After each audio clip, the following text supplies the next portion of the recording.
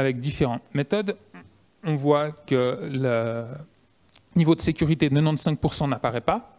Au minimum, on a 97,5% et jusqu'à 99% avec des horizons de temps qui vont de 2 ans et jusqu'à 5 ans pour certaines.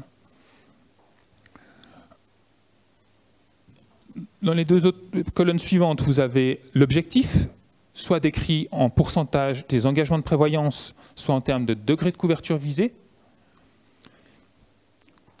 Cette colonne reflète si le besoin de rendement qui est donné ici a été pris en compte ou non lors du calcul de la réserve de fluctuation de valeur, puisqu'on a vu que ça changeait passablement les montants cibles. J'ai mis tout à droite la proportion d'actions dans le portefeuille afin d'avoir une idée du risque qui était pris. Et puis, l'intérêt versé sur l'avoir vieillesse en 2014 pour avoir cet effet de vitesse à laquelle on remplit la réserve de fluctuation de valeur, et puisque le négatif de ce montant-là, le verso de ce montant-là est pour la réserve de fluctuation de valeur. Donc, ce qu'on peut noter, c'est que déjà, il n'y a pas réellement de corrélation entre les montants choisis et puis le risque pris. On n'arrive pas vraiment à désigner un lien, particulièrement ici où il y a une grande différence dans le portefeuille d'actions et pas vraiment au niveau du degré de couverture visé. Donc c'est un peu difficile de donner des conclusions là-dessus.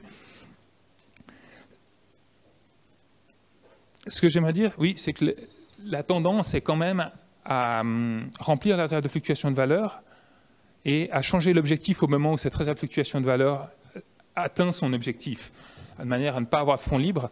Donc il y a quand même un peu une course en avant entre les institutions autonomes à rehausser le niveau de l'objectif, et puis également une grande crainte des mesures d'assainissement qui, pour certaines caisses, ont beaucoup pesé. Il y a eu beaucoup d'articles, et le nom non seulement de l'institution de prévoyance, mais aussi de l'entreprise autonome qui est reliée, peut être entaché si la caisse de prévoyance se porte mal.